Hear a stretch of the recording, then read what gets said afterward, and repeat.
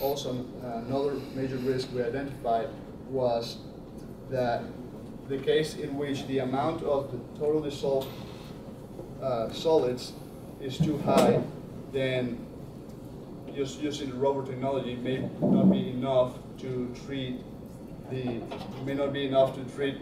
flowback.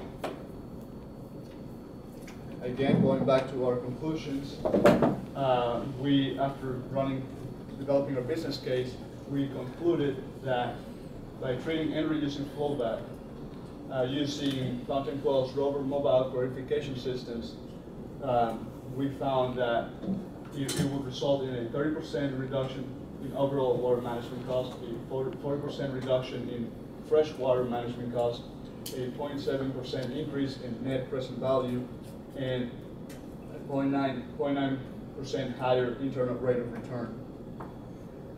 Lastly, for our recommendations,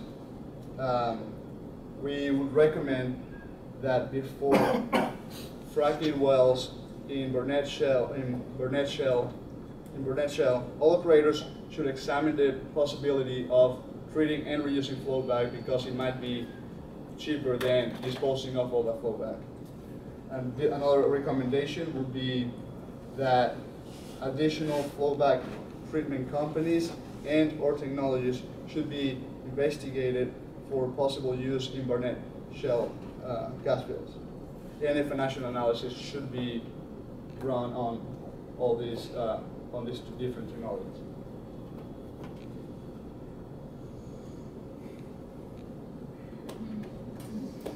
And if you have any questions.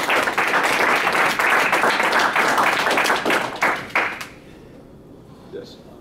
The 20-year projection for the life of the well, did y'all, generally, my understanding is the well will last for about 3 years and produces like 60 to 70% of its reserve.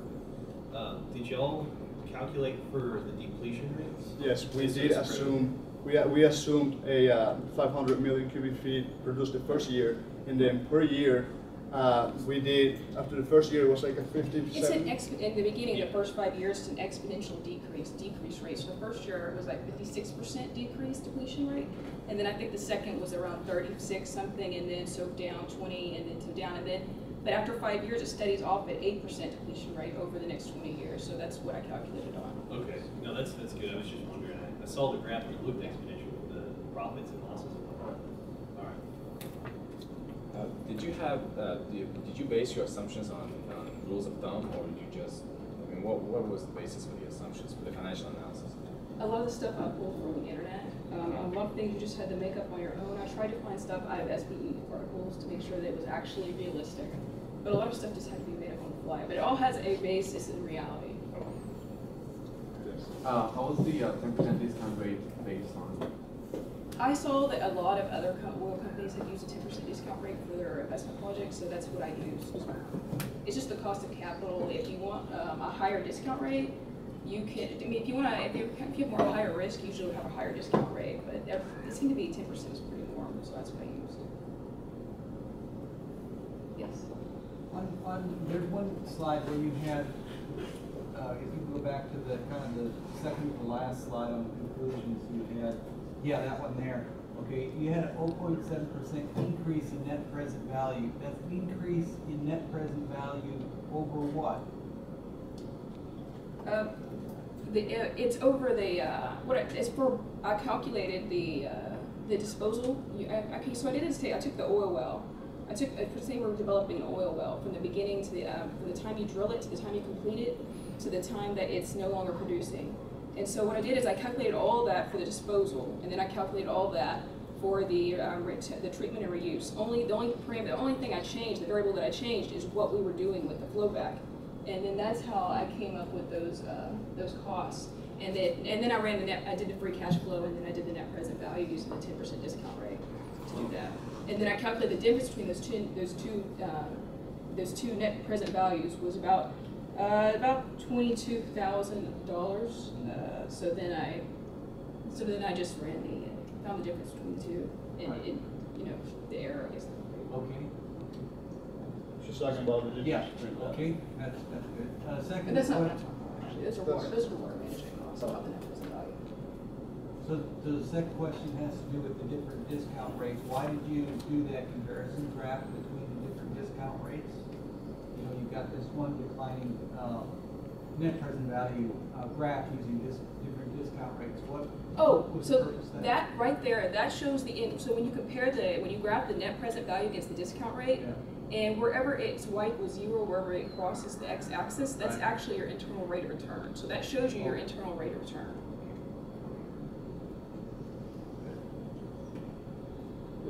So can you please tell me if I have this right? There were two competing technologies, the rover and the nomad, right? And then the rover was selected?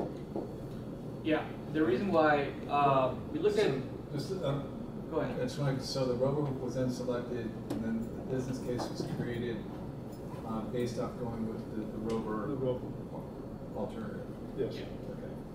So I think you may have touched on it. Can you speak a little bit about the selection criteria or evaluation criteria that were used to land on the technology on the rover? Sure. So we looked at both treatment technologies. We saw that rover is used for the flow bed, which only has suspended solids. That means you're really just filtering out whatever's coming out from that borehole. Okay.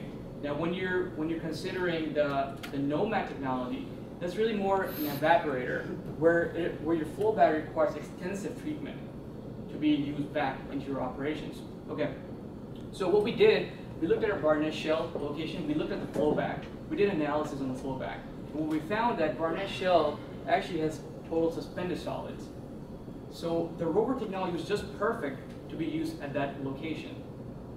And if we could have gone, we also could have used the nomad technology, but turns out the nomad technology actually costs a lot more as compared to the rover. So that's why we selected the rover technology for that particular location. So what I read in articles is that if you, in the Barnett Shell, they tend to have very high suspended solids and very low dissolved solids, and that you don't always need to remove the dissolved solids in order to reuse the flow back. And actually doing so in the Barnett Shell is very expensive. It's basically salt. It's very expensive to remove that. And they only need to remove the suspended solids. So actually removing the dissolved solids is more than you need. So that's why I'm with the nomad.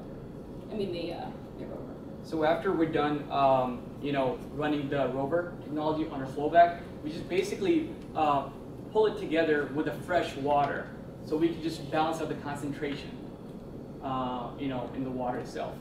So we don't have to use that nomad technology. So the rover is just perfect for that location. Okay. Yeah. And then having your various alternatives out there, nomad versus rover versus status quo, do nothing.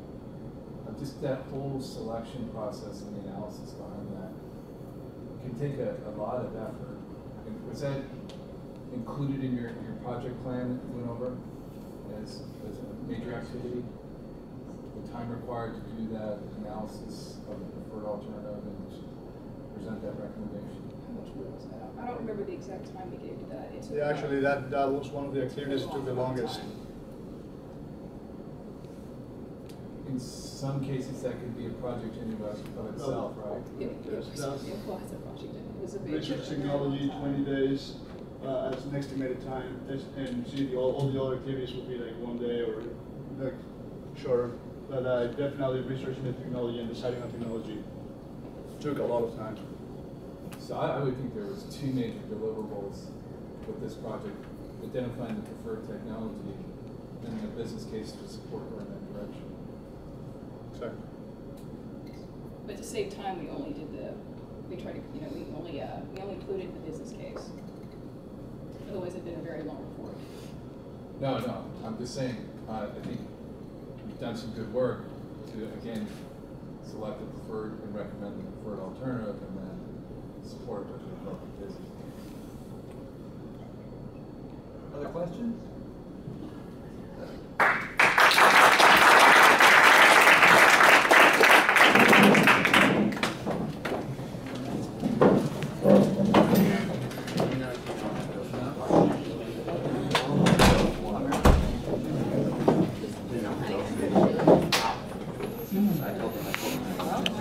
Good job, man.